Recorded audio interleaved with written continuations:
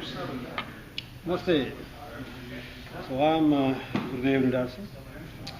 I was born in 1967 in the UK, and at the age of 5 went to India, stayed there till about I was 10. Came back to the UK to study with my parents, etc. So on. And at the age of 16 I went back to India.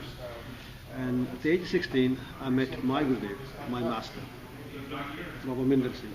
And then for the next 10 odd years, 11 years, I studied with him traditional combat arts known as Sanatan, the timeless science of weapons, which is the most ancient North Indian combat system there is. Now, the system flourished until the coming of the British Raj, and then as the British came to rule in the Punjab in 1849, this art began to vanish. The British were very strict in banning all kinds of weapons, arts, etc. so on.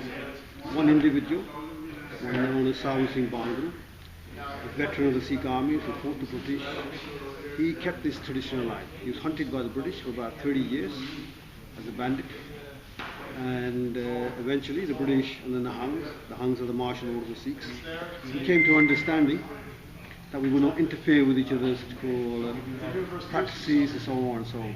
To this day, Nihangs in India can carry weapons as they wish, and unlike other Indians. So Shaturda itself, like I said, it almost died. It wasn't for one individual, Sanatan Singh Nihang.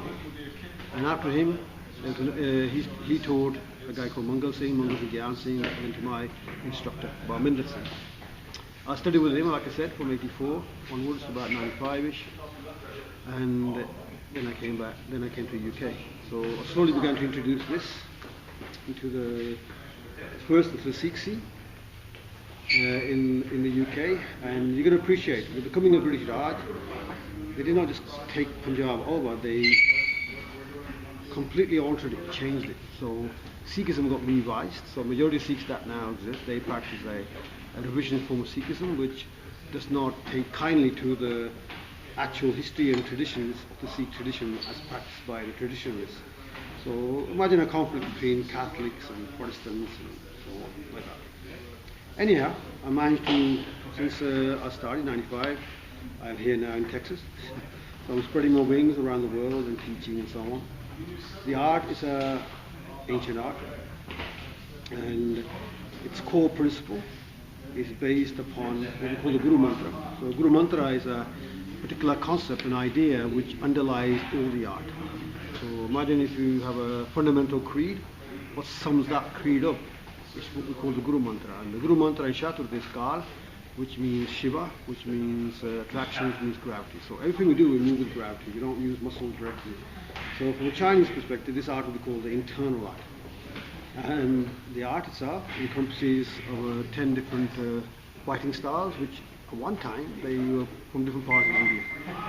But now, around 6th century BC, they got amalgamated into one whole system, and that system is what I teach now.